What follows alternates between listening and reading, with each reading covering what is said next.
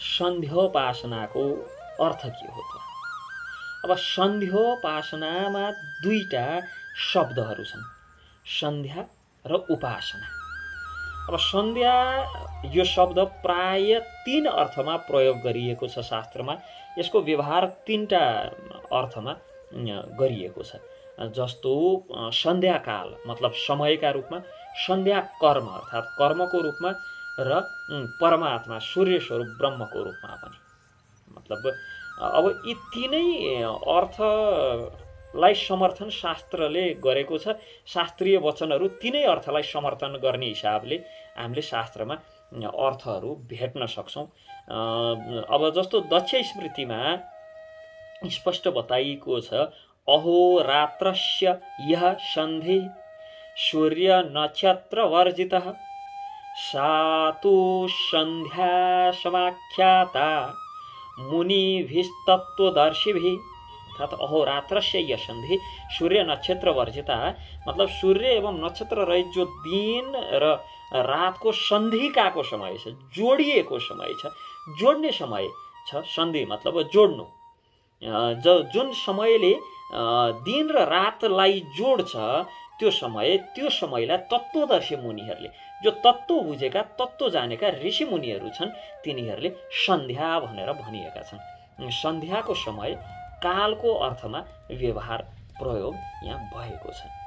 र सन्धौ सन्ध्याम उपासितः नोदिते नास्तगे रवहु, वृद्ध याज्ञवल्क्यमा बताइएको छ कि सूर्योदय र सूर्य अस्त भन्दा केही अगाडि सन्धिको बेलामा, सूर्योदय सूर्य अस्त यो मतलब दिन रात्रिको सन्धिको बेलामा सन्ध्योपासना गर्नुपर्छ। अहरह सन्ध्याम उपासितः, तैत्तिरीय हैन, प्रतिदिन सन्ध्या गर्नुपर्छ। तैत्तिरीय उपनिषद्ले बताउँछ कि सन्ध्या विशेष अनुष्ठान आज चाहिँ गर्नुपर्छ, भोलि गर्नु पर्दैन, वा यो दिन गर्नुपर्छ, यो तिथिमा गर्नुपर्छ, यो दिन गर्नुपर्छ, त्यो होइन। अहरह सन्ध्याम उपासितः, प्रतिदिन सन्ध्या वन्दन गर्नुपर्छ। तस्माद् ब्राह्मणो अहोरात्रस्य संयोगे सन्ध्याम उपासते, ब्राह्मणले दिन र रातको सन्धिको समय सन्ध्योपासना गर्नै पर्छ। जो तस्माद् ब्राह्मण अहोरात्रस्य संयोगे सन्ध्याम उपासते, जो व्यक्तिले ब्राह्मणले यो सन्धिको समयमा, दिन र रातको सन्धिको समयमा सन्ध्योपासना गर्दैन, त्यो व्यक्ति वास्तवमा ब्रह्म कर्मबाट च्युत भएको मानिन्छ। च्युत भयो ब्रह्म कर्मबाट।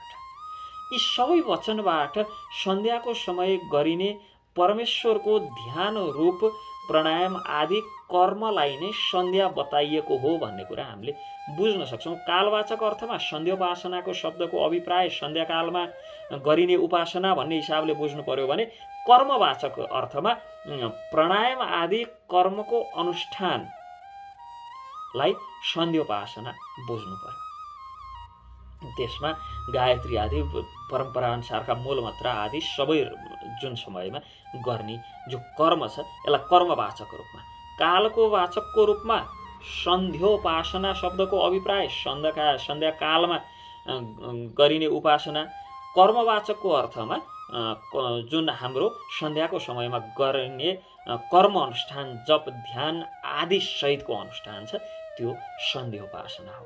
सन्ध्यति सूर्यगम ब्रह्म, व्यास स्मृतिमा प्रसङ्ग आउँछ। यी वचन अनुसार आदित्य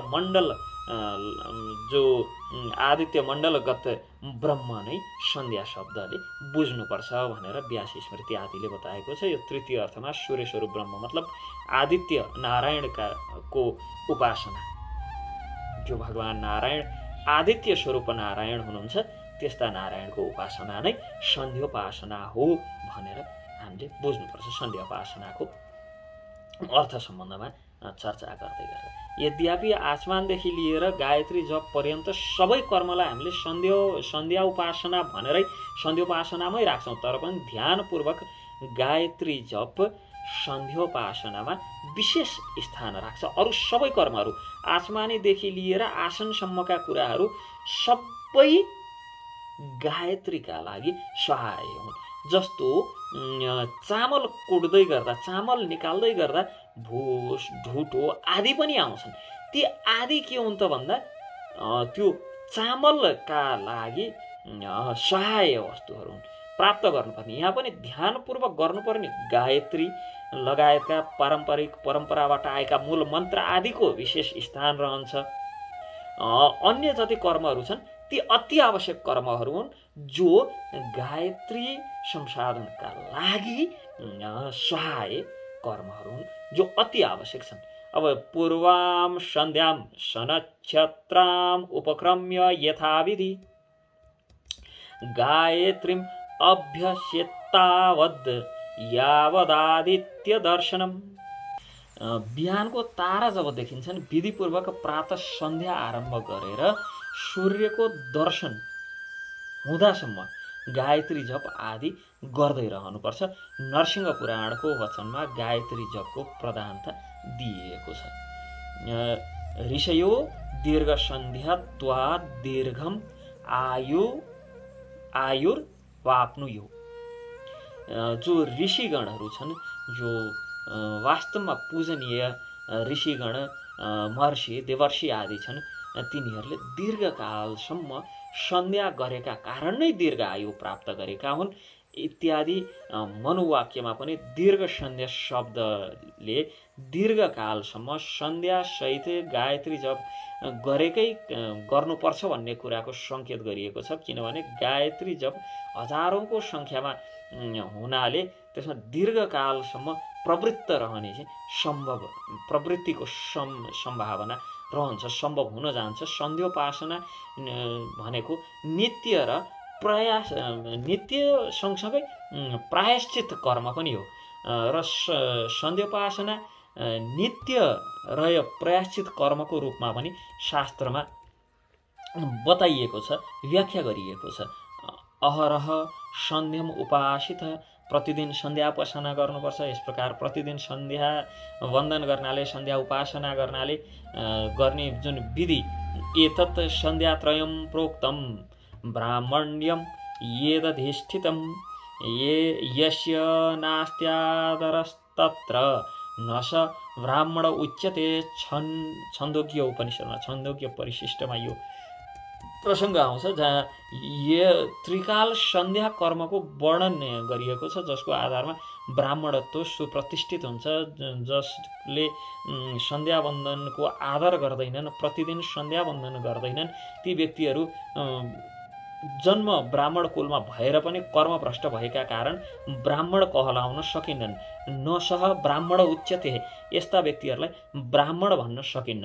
यस वचन अनुसार सन्ध्या नगर्नाले के छ त भन्दा व्यक्ति पदच्युत हुँदो रहेछ, ब्राह्मणत्वबाट च्युत हुन्छ। दिवावो यदि वा रात्रौ येद ज्ञानकृतं भवेत् त्रिकाल सन्ध्याकरणात् तत्सर्वं च प्रणश्यति। अर्थात् दिन रात अन्जानमा जो पाप हुन जान्छन् व्यक्तिबाट, ती सबै 3 कालको सन्ध्या गर्नाले, त्रिकाल सन्ध्या वन्दन गर्नाले, त्रिकाल सन्ध्या करणात् तत्सर्वं च प्रणश्यति, कि ती सबै पापहरू नष्ट भएर जान्छन्। यो वचन अनुसार पाप ध्वंसको साधिका भएका कारण सन्ध्या प्रायश्चित्त कर्मका रूपमा पनि हामीले लिन सक्छौँ। यसलाई दुईजले यथासम्भव प्रातः, सायं र मध्याह्न 3 कालको सन्ध्याको पालन गर्नुपर्छ। अब कहिलेकाहीँ के भनिन्छ भन्दा मनुस्मृतिमा प्रसङ्ग आउँछ, नानु तिष्ठति य पूर्वाम नोपास्ते यश्च पश्चिमाम सशूद्रवद् वैष्कार्य सर्वस्माद् द्विज कर्मणः। जो व्यक्ति प्रात एवं सायं सन्ध्याको अनुष्ठान गर्दैन, त्यो द्विजोचित कर्मबाट बहिष्कृत गर्न योग्य छ। त्यस्ता व्यक्तिलाई द्विजोचित कर्मबाट बहिष्कार गर्नुपर्छ। यहाँ अब प्रात र सायं 2 सन्ध्या नगर्ने जुन दोष बताइएको छ, प्रात र बिहानकालीन, प्रभातकालीन र सायंकालीन सन्ध्या आवश्यक छ।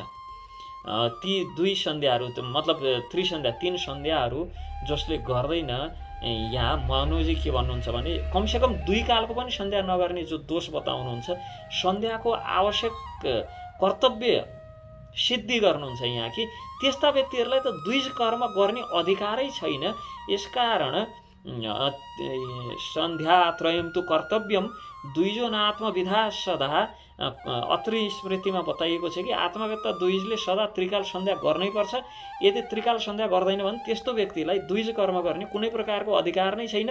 त्यो व्यक्ति अधिकार वञ्चित हुनुपर्छ। शुक्ल यजुर्वेदीयका लागि त शुक्ल यजुर्वेदीय कृष्ण यजुर्वेदीय यिनीहरूका लागि त मध्याह्न सन्ध्या अझ अति आवश्यक छ।